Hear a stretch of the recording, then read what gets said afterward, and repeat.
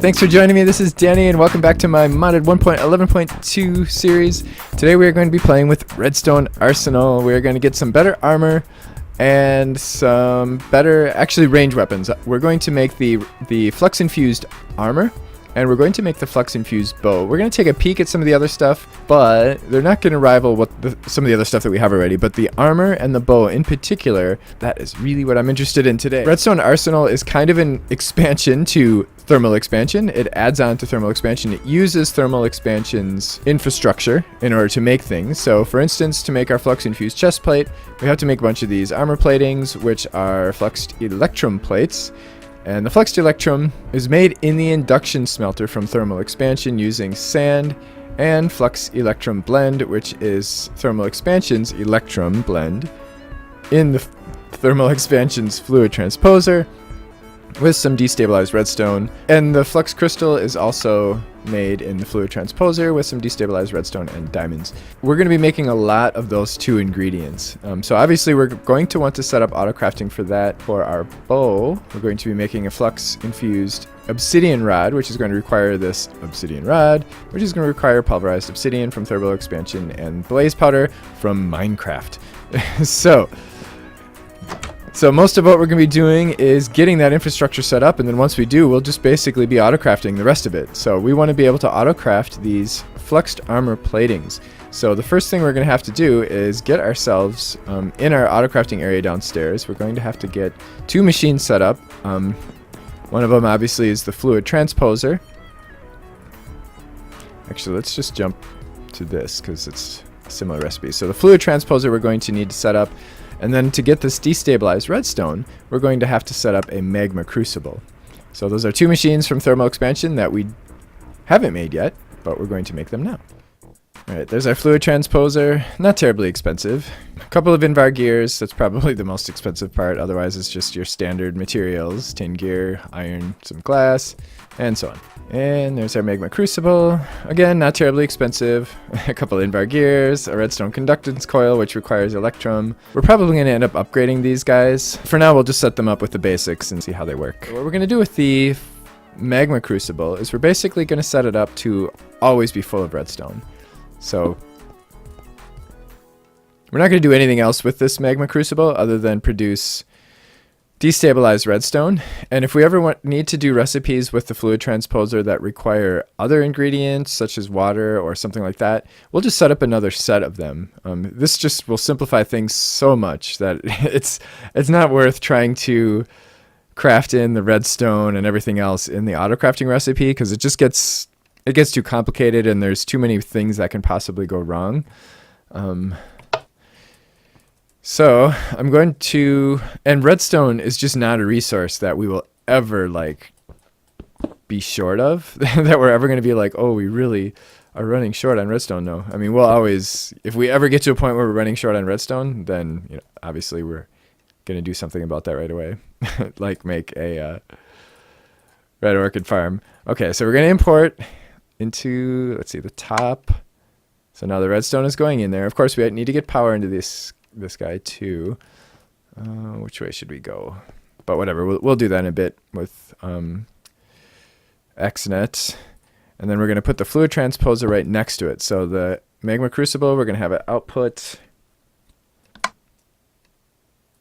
on this side, so we can see orange is output and it's highlighting this. That's what's going to be outputted is the fluid. And then over here, we're going to be, we can shift click to clear all that out. We're going to be inputting on this side. Actually, I wonder, can we get it to just input fluids? No, okay, whatever, that's fine. There's not going to be any solid materials coming from there anyway that we would input. And then the crafter is going to go on top.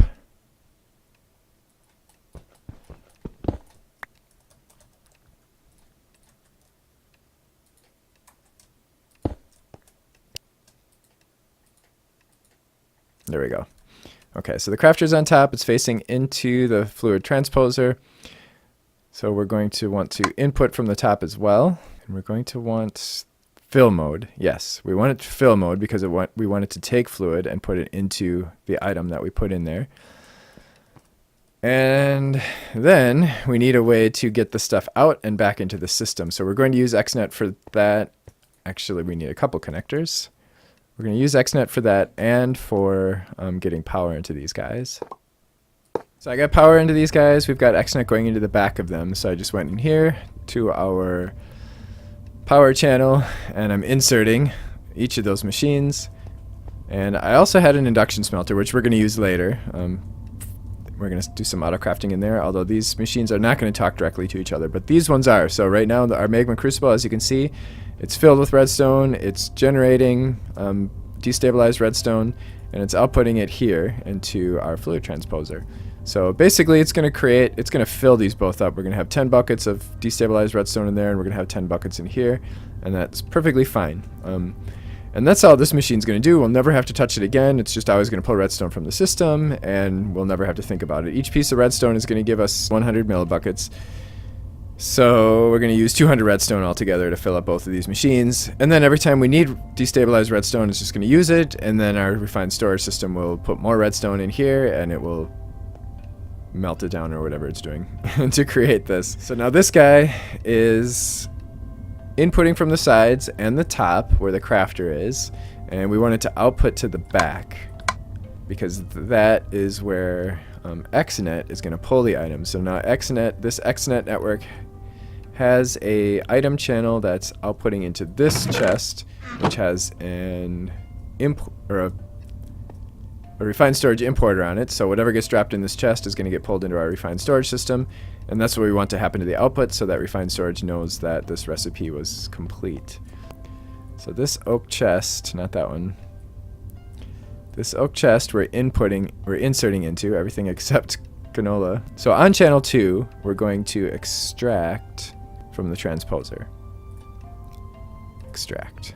There, we're all set. Now we can set up some recipes to put in our crafter here, and those we're going to do in our processing pattern encoder because this is a machine. Obviously we're going to be making a lot of this flux infused Electrum, so we're going to need a bunch of flux Electrum blend, which we make in our fluid transposer. So, and all it is Electrum grit.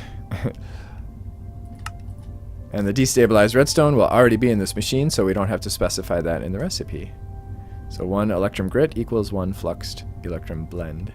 So now moving backwards from that, how do we make the Electrum grit? And that is going to be, that's going to be a regular crafting recipe.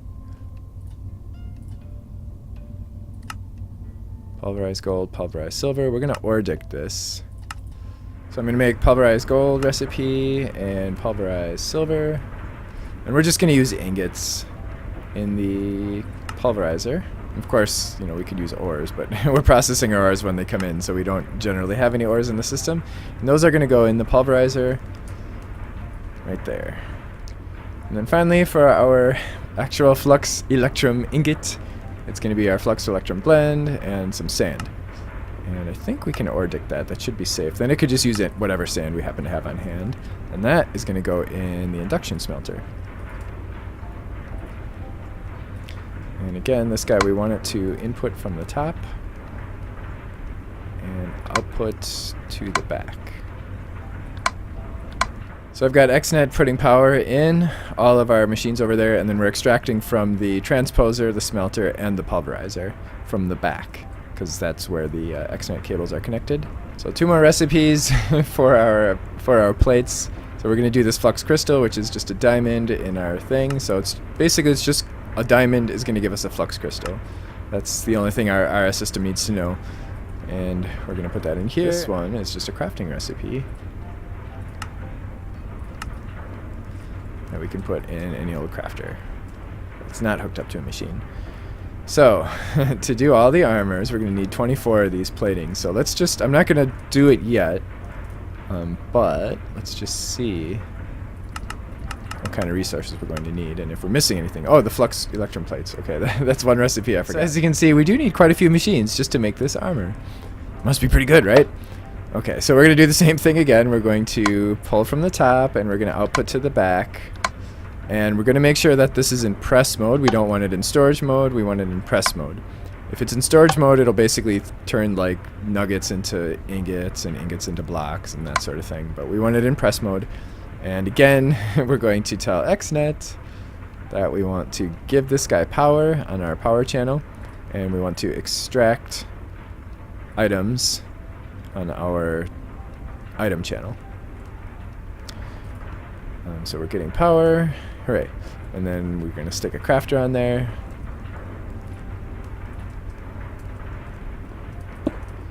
And we're going to move it so that it's facing down. And then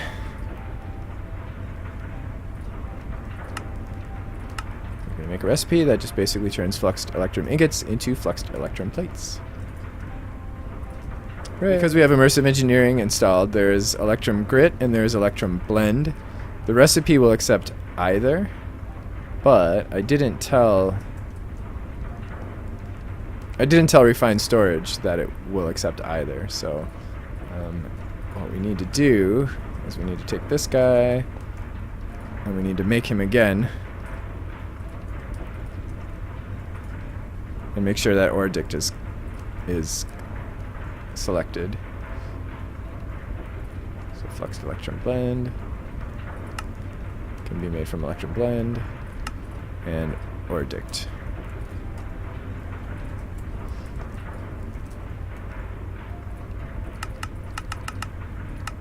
There we go. Now we can do everything. So we just need 12 pulverized silver, 24 sand, 12 gold to make 24 Electrum Blend. So it's actually not terribly expensive. We're going to use a fair amount of redstone, but not too much. Alright, let's just do this. Nice. And it's going to be a tiny bit slow. So we should be starting out by pulverizing our gold. And it's going to pulverize the silver next. And while that's going on, let's take a look at the Flux Infused Boughs. So this is going to need a couple of redstone flux and a couple of these guys. So we need to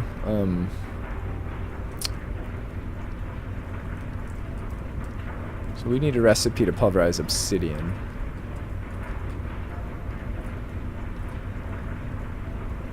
So 1 obsidian gives us 4. Okay. And we will put that in our pulverizer.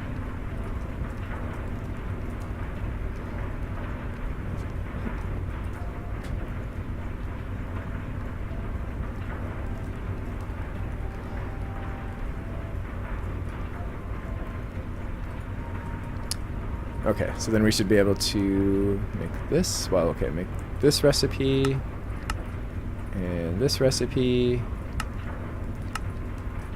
and stick them in here.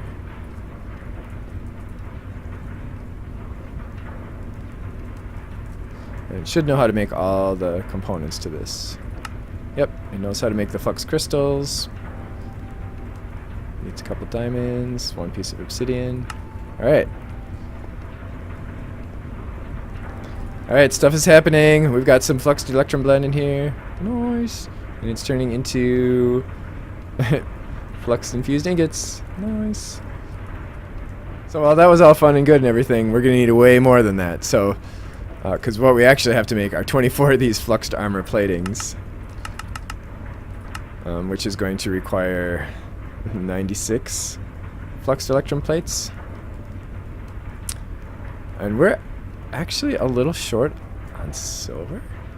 Probably didn't ORDICT it again. I've decided I'm going to upgrade these all to the 3rd tier basically. So in the Induction Smelter I've got a recipe in here to make Invar, which basically takes 1 nickel grit and 2 pulverized iron, or 1 pulverized nickel and 2 pulverized iron. In the Induction Smelter we'll make Invar. So in our pulverizer we're going to make pulverized nickel and pulverized iron. So we should be able to make our hardened upgrades now. I'm going to make 5 of these. Yeah. Nice. And then our reinforced upgrades. I haven't set up all the recipes for this, so let's see what we need. We're going to need silver gear. We already have Electrum available, and oh boy, hardened copper glass. So you can make these upgrades with any type of hardened glass. So I'm just going to use the cheapest one, which is either going to be probably lead, because we have so much lead. So we'll just do lead or dict. So while we're waiting for that, I can upgrade these already. I'll start with the pulverizer since that one's already running. There we go. So all of our machines are upgraded. Now we have a slot to augment so we can make them faster. So it's the auxiliary reception coil that will upgrade our machines to make them faster. We want a redstone reception coil recipe as well. And I'm just going to throw those in our crafter over here. And I already had a couple of them, so we'll get this thing sped up right away. It's also going to pull more power.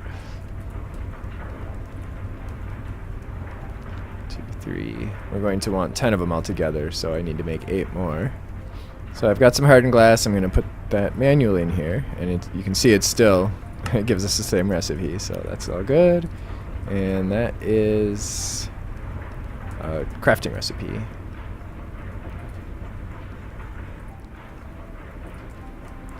So I should be able to just click on these to have those installed, but we can only put one in there so far until we upgrade to the next tier. So we already have 22 fluxed Electrum ingots. I'm going to make 24 of these fluxed armor platings, which is going to require 96 fluxed Electrum ingots, 22 of which we already made. So a lot of diamonds, and yeah. Alright, we'll get that started.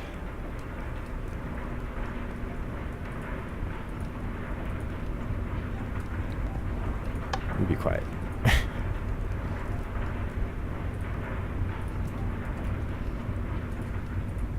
Okay.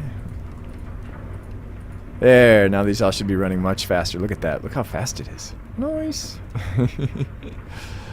And this hopefully will run fast enough now to keep up, because before we were running out of destabilized redstone. Alright, everybody's working hard down here. Nice! So while we're waiting for our OP armor, let's play around a little bit with our Flux Infused bow. Nice! And we can compare it a little bit to our Tinker's bow. Oh my gosh, it's using a lot of power. I think I'm going to have to charge my battery. Oh crap, it's morning. Darn it. I was hoping that we'd have somebody to practice on. Oh, it looks like there's still some mobs out in the woods here.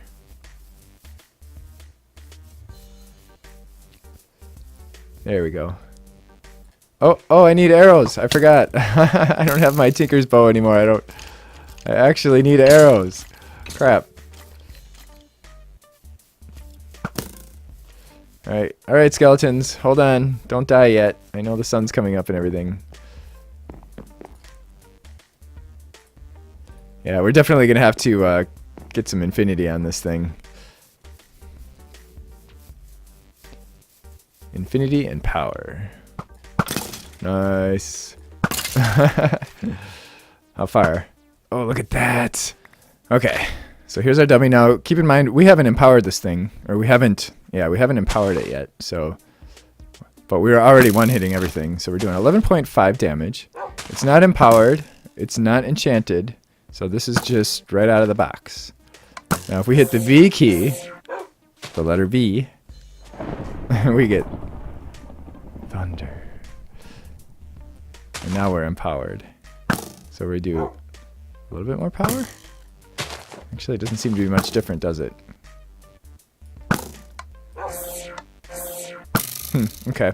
Well, I know that if we enchant this thing, we can get up to like 25. So it's about the same as our Tinker's bow right now. And our Tinker's bow is a lot faster. But we can make it better. Look at that, power 4. I just made a sharpness 3 book just so I could see what was next, because I wasn't getting any good enchants. Power 4. Nice.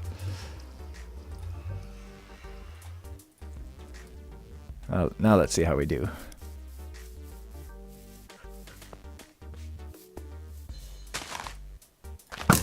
There we go. Wow, look at that. What a difference. Holy crap. Almost twice as much. Nice. So around 20 damage. We even had 125 up there.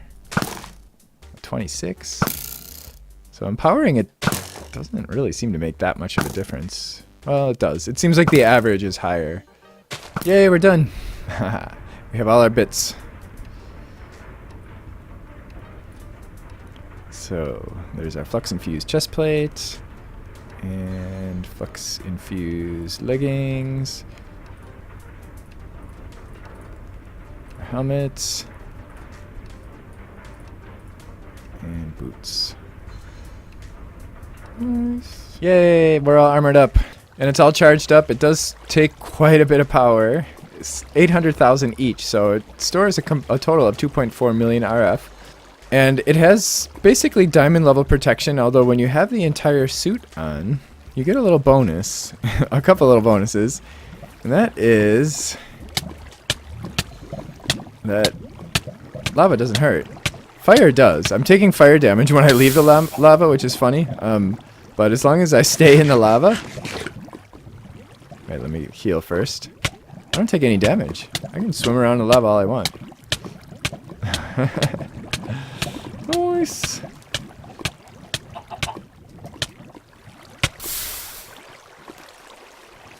And it does also reduce fall damage to a certain extent as well. And I haven't even enchanted it yet, so I'm going to enchant it and see how much better we can get it. It does, apparently it has gold enchantability, so it is also a very highly enchantable armor. Nice. Protection 4, I'll take that. Sure. Protection 4 and Unbreaking 3. Unbreaking 3 doesn't really help because it doesn't take damage. That's the other advantage to it, because it uses RF instead of taking damage. Blast Protection 4. I got Protection 4 on 3 out of 4 pieces. This one I ended up with Fire Protection. I just couldn't pass up the thorns. So I got Thorns 2.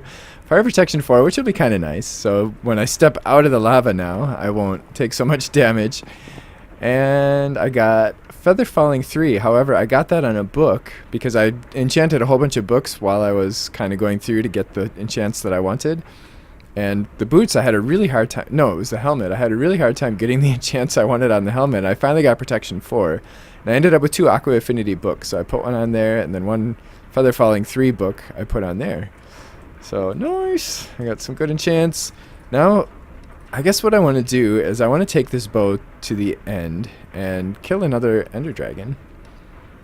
Because the last time I killed the Ender Dragon, I didn't get any Dragon's Breath, so I'm going to get a bunch of glass bottles. So we can't do the Ender Dragon because I don't have any Nether Stars, because I haven't fought any Withers yet. In fact, I only have 2 Wither Skeleton Skulls. So I'm making a cleaver with a Manulin cleaver, with a Bone Tough Rod, 1 Paper Tough Rod, so that we get the extra modifier, and a Manulin Sword Blade. So this is going to give us an attack of 20.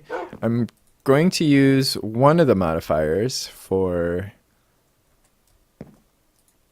add a little bit of damage. 4 to add a little damage. We can use a little more than that.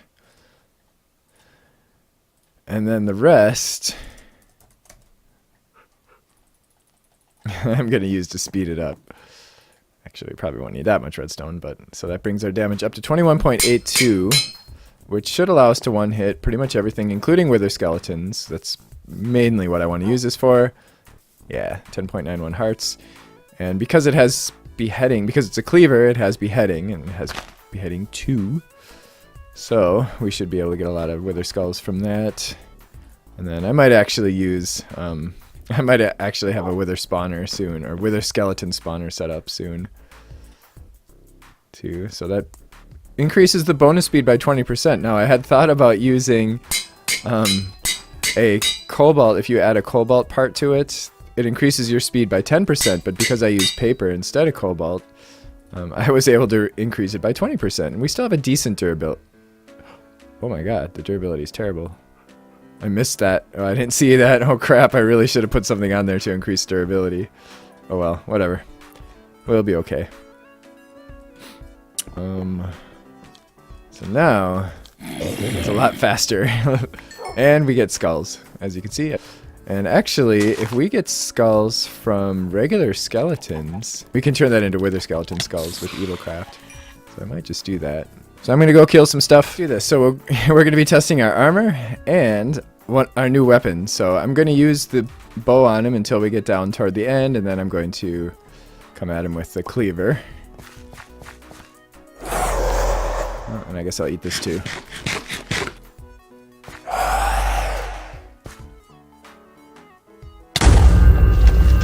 Oh, I see light. Oh, crap.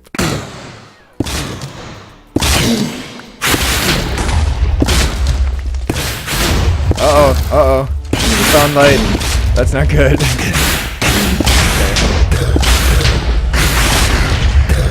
Wow, I haven't even been withered yet.